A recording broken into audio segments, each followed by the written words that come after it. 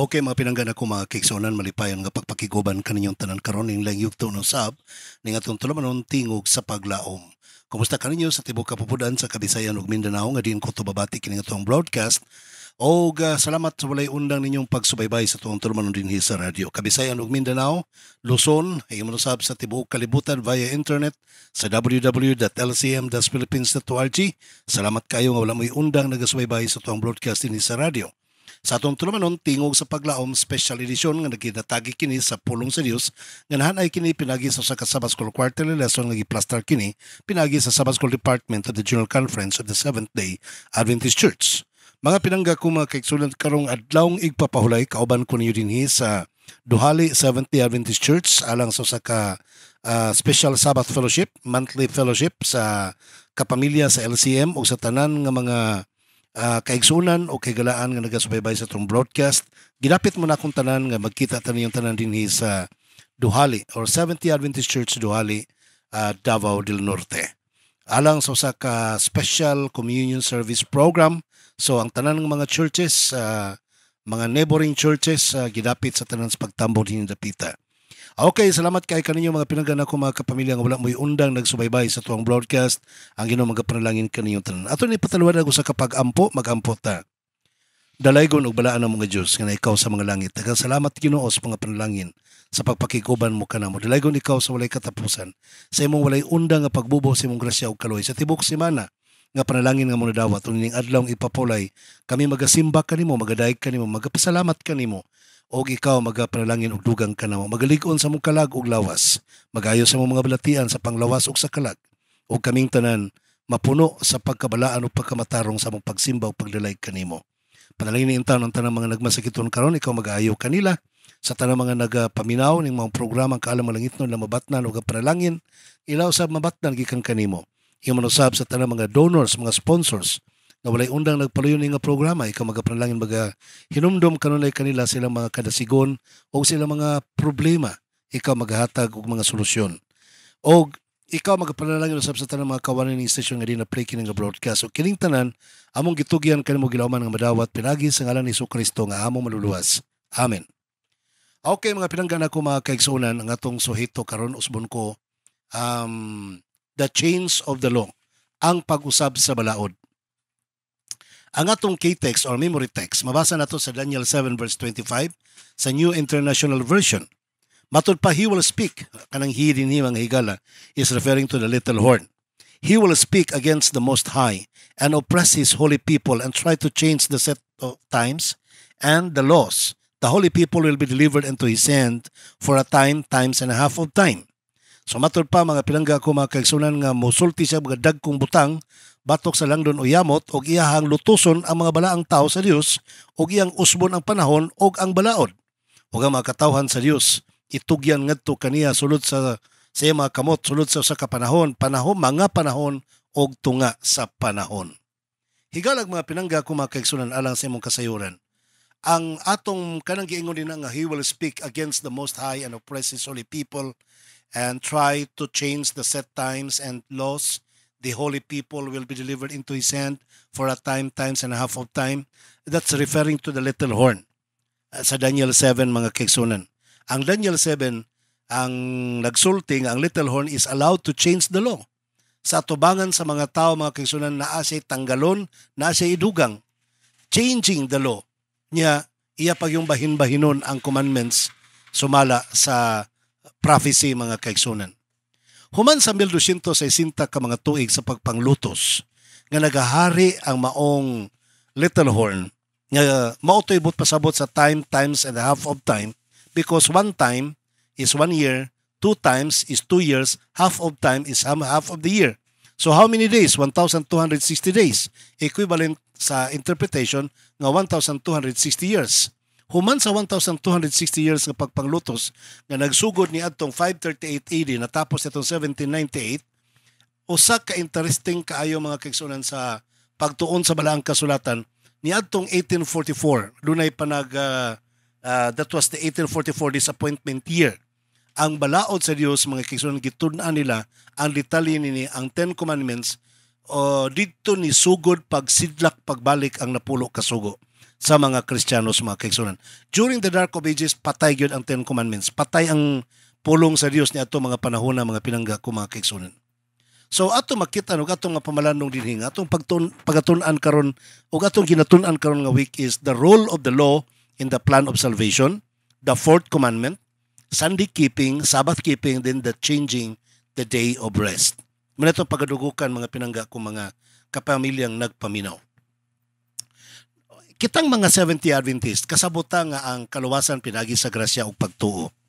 Kasabuta nga ang napulo kasugo dili makaluwas. Pero nasabtan po nato sa balaang kasulatan nga ang kinaiya sa mga katawhang linuwas nga nagpaabot sa pagbalik sa Ginoo, mga tao nga nagbantay sa adlawng igpapahulay labi na gyud sa Ten Commandments or sa Ten Commandments labi na gyud sa adlawng igpapahulay.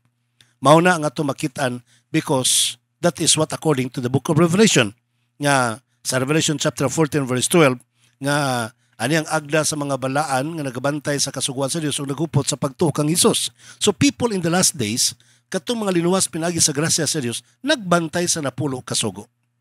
Pero tinud-anay gyud nga walay role ang napulo kasugo sa pagluwas sa tao. Pero do na siya kaugalingong role niya aron ang tao maluwas.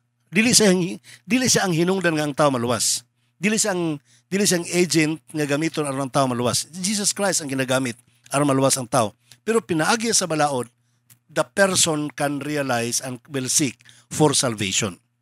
Sumala sa Romans chapter 7 verse 7, mga kaigsunan, what shall we say then?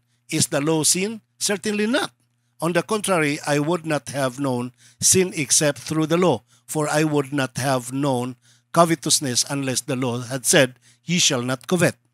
Tinuod mga pinangga ko, mga kaigsunan, sa Romans chapter 7, si San Pablo nagsulat siya, mga kaigsunan, may tungkol sa Christian struggle. Napil pamanggani din sa verses 12 nga matud pa niya, 12, 13 and 14 matud pa niya nga og unsa iyahang gustong buhato dili niya mabuhat, di ba? Pero iyang ginasulti nga ang balaod dili sayop. Ang balaod dili sala, ang balaod hingpit sumara pa sa verse 12. Ang balaod, balaan, hingpit, mga kaigsunan. It's not the law is the problem, but it's the sin. It's the sin committed against the law. Ang problema, mga pinangga, kung mga kaigsunan. Now, ato masabtan, mga higala, nga si San Pablo na ulipon siya sa sala. Bisan kinsa ikaw o ako, kitang tanan na ulipon sa sala. Sa dili ta makahimo sa itong kaugalingong gusto, nga natay gustong buhaton sa pagkamatarong, we cannot do it. That's why personal righteousness cannot save you. Because our personal righteousness is just like a filthy rags in the presence of God. Hugaw lang na isang atrapo sa tubangan sa Ginoo ang atong pagkamatarong, mga kaigsunan. Nga naman, kaya bisang saan ito paningkamot, although we consider it to be righteousness, but it's not. Still, it's not. We need the righteousness of Jesus Christ. Kung madawat na nato ang righteousness gikan kan Jesus Christ, that's the time. That's the time, mga pinangga ko, mga kaigsunan, that we are free now to keep the Ten Commandments. Before submitting ourselves to Jesus Christ, we cannot keep the Ten Commandments. Mao bitaw na, mga kaigsunan, sa Romans chapter 8:1, whoever who is in Jesus Christ are free. Ang tao nga naanak kan Jesus Christ, mga kaigsunan, free from the condemnation of the law. Di na ka under the law kung naanak ka kan Jesus Christ. Because what the law can do is only to condemn you that you are a sinner. Wag yun ay laing role ang napulo kasugo. Just to tell you, to convict you nga ikaw makasasala. Ikaw nagbuhat og sala. More yun na ang mahimo sa napulo kasugo, mga pinangga kong kaigsunan. Now, kung bation na nimo nga ikaw nakasala, nituo ka nga ikaw nakasala, guilty na kas imo mga sala, that's the time that you will need and seek for a Savior. Mangita kag Dios nga makagagahom nga manluluwas imong kinabuhi. So, that's the time nga ang tao mangita og kaluwasan pinagi kan Jesus Christ. Now, ato makit-an, mga pinangga ko, mga kaigsunan, nga ang rule sa tao sa pagbantay sa napulo kasugo is just an aftermath of salvation. Usa lang na siya ka hinungdan, mga kaigsunan, sa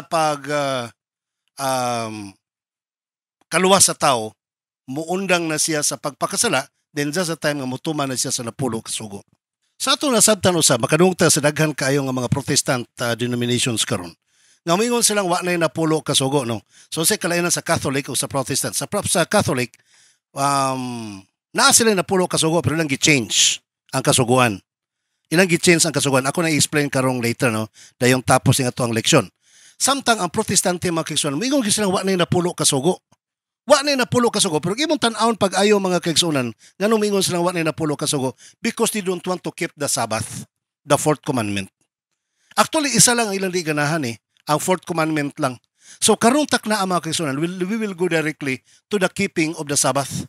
Kung unsa ang Sabbath keeping mga kaigsunan according or Sunday keeping, kay gusto man nila nga, wa na yung fourth commandment, gibungkag na. O say mo, yung po mga protestante nga, naagya po yung fourth commandment, pero Sunday na, according to the New Testament. Okay, so, doon na yung mga bersikulo sa balaang kasulatan mga kaigsunan, especially in the New Testament, nga mga apostoles, nagtapok sila sa adlawng Domingo. Pero sa rason nga nagtapok sila, was it because nga Sabbath na to siya?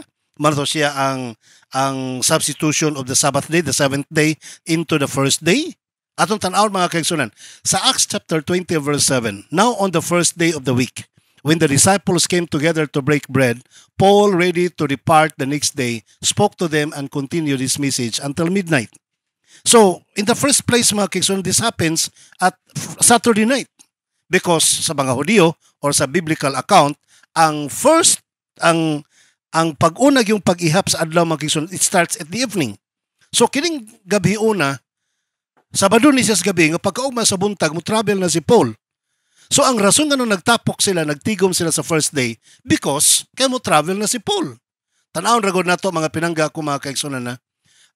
Yes, tinuod, ganoon na yung mga account sa Biblia nga nagtapok sila adlawng Domingo. Pero ang reason mauni, sa buhat 20, versikulo 19-26, ang rason nga nung nagtigom sila nini nga bersikulo mga kaigsunan, tungod kaya nangahadlok sila, o nagpakita si Kristo nga to kanila kayang iprobe ang pagtuon ni Tomas. Dili tungod kay adlaw ng ipapahulay. Sa buhat kapitulo 20 bersikulo 7 mo ta kung gingon niyo kaganina, the reason nga nung nagtapok sila because Paul was planning to travel tomorrow ka Sunday morning to siya. So ting travel gani day noon ang Domingo.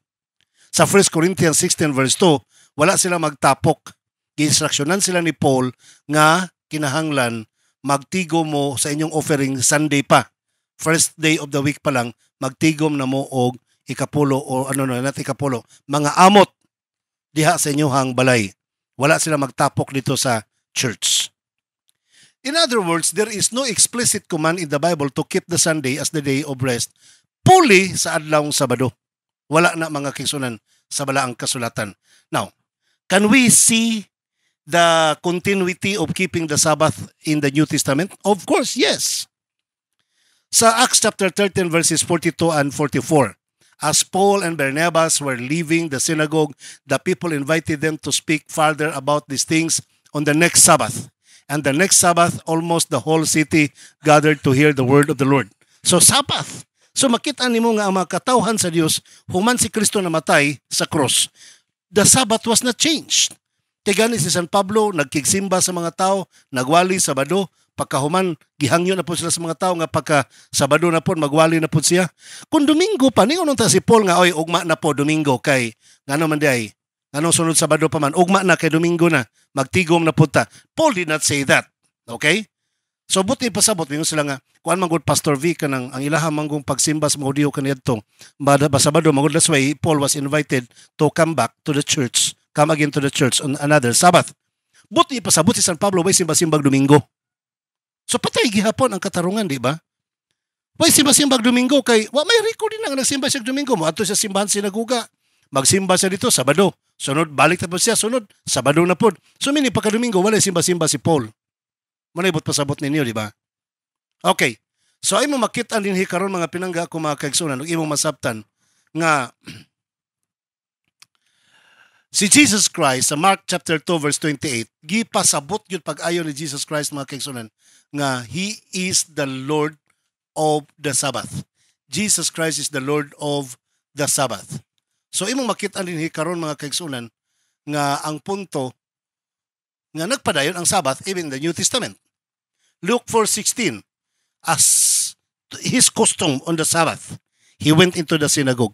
So sumala sa batasan ni Kristo kada Sabado na siya sa sinaguga. So meaning, nagpadayon sa pagbantay sa adlawng Sabado. Acts 13 verse 4, Kada Sabado si Paul nasa sinaguga. Acts 16 verse 13. Ug wa man galing sa sinaguga tuwa sila sa gawas mga kaigsunan, nagtapok sila mga kaigsunan Sabado gihapon alang sa pagtuon sa pakigtuon sa pulong sa Dios.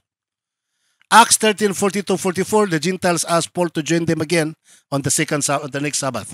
So meaning, imo masabtan mga pinangga ko mga kaigsunan, nga nagpadayon even in the New Testament ang pagbantay sa adlaw igpapaulay. Now what happened? Nga naman nga Domingo naman karon mga kaigsunan, don't forget, dunay prophecy ang Daniel chapter 7 verse 25. Matud pa sa Daniel 7 verse 25, he shall speak pompous words against the Most High, and shall persecute the saints of the Most High, and shall intend to change times and law. Then the saints shall be given unto his hand for a time, times, and a half of time. So imo makita nimo masabtan mga kaigsunan nga ang little horn magsulti siya mga dagkong butang against the Most High, diyan iyang lutuson ang mga katawhan sa Dios, syempre the Sabbath keepers. So human siya maglutos mga kaigsunan kinsa pa may mobantay sa adlaw Sabado. So ang tanan nanago, katong nagbantay sa Sabado nanago, ang tanan makit-an diya sa karsada, tanan nakit-an diya sa syudad o kalungsuran, pulos na nagbantay adlaw Domingo. Because he will change the times and laws. Then the saints shall be given into his hand. Ang mga balaan itugyan nga siya mga kamot sa usa ka panahon, mga panahon og tunga sa panahon. Kana mga panahon, mga panahon tunga sa panahon, that is equivalent to 3.5 years. Ang 3.5 years, imong computon is 1,260 days. Equivalent sa interpretation sa prophecy nga 1,260 days is equivalent to 1,260 years. Kung computon nimo mga kaigsunan nga ang papal room nagsugod siya sa pagpangluto sa mga balaan nga gitawag niyang mga erehes kay dili mo sumiter sa doktrina sa simbahang Katoliko niadtong 538 AD. Sa 538 AD nagsugod ang lutos mga kaigsunan hangtod sa 1798. Og imong totalon mga kaigsunan og pila ka tuig tanan, pila ang diferensya gikan sa 538 AD to 1798. Ang resulta mga kaigsunan is ang resulta is 1,260 years. Very exactly. Tama gyud mga kaigsunan. Haom gyud sa kaayo. Ngano wa magabot og 1799 natapos ang persecution, ngano gi 1798 man gyud. Para masakto matama gyud siya mga kaigsunan sa prophecy. So, imo masabtan din karon nga ang atong dagan sa atong kapanahonan ginasubaybayan sa propesiya mga kaigsunan. Now, ngano daghan man nagbantay adlong Domingo sa mga Kristohanon karon? The Roman emperors sa unang mga panahon sa sayo nga mga katuigan sa iglesia, doon na sila authority, nagunahon na sila silang authority nga may chance, nga may authority sila for changing the worship day. Na gusto nilang i-change mga kaigsunan. So in addition to that, there was an increasing hatred against the Jews. Naglagot na sila sa mga Hudyo. Doon na separation, doon na barrier between the Jews and the Christians. Nga maoy nakapapugo sa little horn, nga maghimo na siya og balaod, nga instead Sabado, Domingo na. Mark as a Christian church ang Domingo. Kaya para totally gyud mawala ang mga Hudyo. Now, si Thomas Hobbes, Leviathan, Oxford University Press, 1996, page 463, sa iyang libro mga kaigsunan kanayon, it is still part of the Roman Empire, just a later phase of it. What else could this power be but the papacy, which arose directly out of Rome, and to this day is still part of it. Wrote Thomas Hobbes in the 1600s, if a man considers the original of this great ecclesiastical dominion, he will easily perceive that the papacy is no other than the ghost of the deceased Roman Empire, sitting crowned upon the grave thereof. So imo makit-an walay laing ni tuybo mga kaigsunan human sa pagkabagsak sa Roman Empire niadto 470 AD. It's the papacy ang nianam-anang pagtuybo mga kaigsunan, nahimo siyang murag ghost o siya ang katumanan sa pag-change. Now, aron mo mutuo nga dunay change nga nahitabo mga pinangga kong mga kaigsunan niya. The Roman Catholic teaches a modified law of God. Yeah, that's what I have told you. Nga ang Roman Catholic, doon na sila napulo kasugo. Pero ang problema lang nila, silang napulo kasugo mga kaigsunan, kay ilang gi-change ang napulo kasugo. Sama pananglitan. Ang balaod sa unang sugo, you shall not have strange gods before me. So, tama, di ba? Thou shalt have no other gods before me. Ang number 2, you shall not take the name of the Lord your God in vain. So, nawala na ang number 2 nga dili ka magbuhat og larawan. Nakuha niyo yung point? Kanang you shall not take the name of the Lord God in vain. That's number 3. Ang number 2, ilang giwala. Nga dili ka magbaton og linilok nga larawan sa imong atubangan. Ang graven images, may nawagtang mga kaigsunan. In between sa 1 and 2. 1 and 3. Ang 3 karon, mao na ilang gihimog, remember to keep holy the Lord's Day. Dili na the Sabbath day. So the term Sabbath day was changed to the Lord's Day. And now, they are declaring that the Lord's Day is Sunday because mao na pagkabanhaw ni Jesus Christ. And that is already, according to their modified law, na siya sa ikatulo instead of ikaupat. So, honor your father and your mother. So, imbis ikalima, nahimo ninong ikaupat. You shall not kill, imbis ikaunom, nahimo ninong ikalima. You shall not commit adultery, imbis ikapito, nahimo ninong ikaunom. You shall not steal, imbis ikawalo, nahimo ninong ikapito. You shall not bear false witnesses against your neighbor, imbis ikasiyam, nahimo ninong ikawalo. Now, let's go to the 9th. Ang 10th commandment, mga kaisun, ang 10th commandment, ang ikanapulo kasugo nga, thou shall not covet your neighbor's goods. Gihimo nilang duha. Ang 10th commandment was divided into 2. Para makumplito lang yung napulo, number 9. Paminawag ko ninyo, pariho ra siyang status. Number 9, you shall not covet your neighbor's wife. That's number 9. Number 10, you shall not covet your neighbor's goods. So, tanawa ra gud. O sara ka balaod, gibahan nilang duha, para lang yun mapaigo. Now, think it through, my dear brethren. The fulfillment is here. Natuman gyud mga pinangga kumakigsunan. Klaro kaayo ang katumanan. Okay. Si Ellen White sa The Great Controversy, chapter 25, page 437, matod pa niya, had the Sabbath been universally kept, man's thoughts and affections would have been led to the Creator as the object of reverence and worship. Ano man ito saya?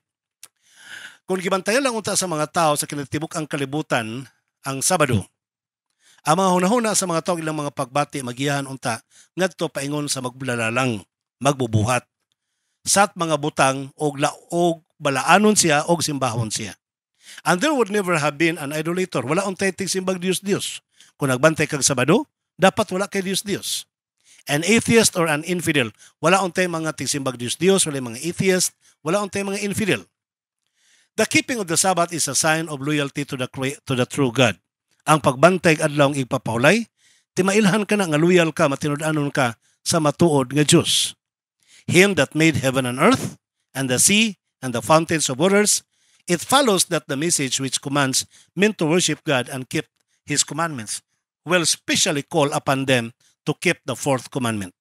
Kanang giingon sa Revelation 14, verse 7 nga, worship Him who made the heavens and the earth. That is the Sabbath. Ang uban nga naman, pastor, nga Sabbath man na siya. Kinsa man nagbuhat sa langit ug sa yuta? Di ba ang Diyos? O sa may rason nga magpahulay ka sa langit papahulay? Di ba? Ang rason kay gibuhat sa Dios ang langit, dagat ug yuta. That is in Exodus chapter 20 verse 10. Ngano magbantay kag adlaw ipapulay ikaw kaadlaw ikapito kaadlaw adlaw Sabado? Because God created the heavens and the earth. So, tungod kay gibuhat sa Dios ang langit ug ang yuta, we need to keep the 4th commandment. We need to keep the Sabbath. So, imo masabtan mga pinangga ko mga kaigsunan nga ang pagbantay og adlaw Sabado maoy pagpaila nga ikaw nituo nga ang Dios nagbuhat sa langit sa yuta. Ikaduha, ang pagbantay nimo og adlaw Sabado, pagbalaan niini ngadto sa Dios, nagpaila nga ikaw giluwas ni Kristo mga kaigsunan. Higalag mga pinangga ko mga kaigsunan, sorry kay wala mo kitay time karon sa pagpakiguban kanyo. Usbon ko do ang panagtigom sa LCM paghimuon dinhi sa Seventh-day Adventist Church Duhali, Davao del Norte alang sa usa ka communion service. So ang tanan gidapit sa pagtambong nini, God bless you, ang Ginoo magapanalangin kaninyong tanan. Okay mga pinangga nako mga kapamilag kaigsunan, wala mo kitay oras usbon ko sa ngalan lamang kanimo nga akong kapamilya o kang Kristo nga moy ato ang great provider. Ako sab ang inyong kapamilya nimong ulipon sa pagwali sa mga balita. Pastor Israel Villaver the first magaingon kanimo, malipayong adlaw igpapahulay.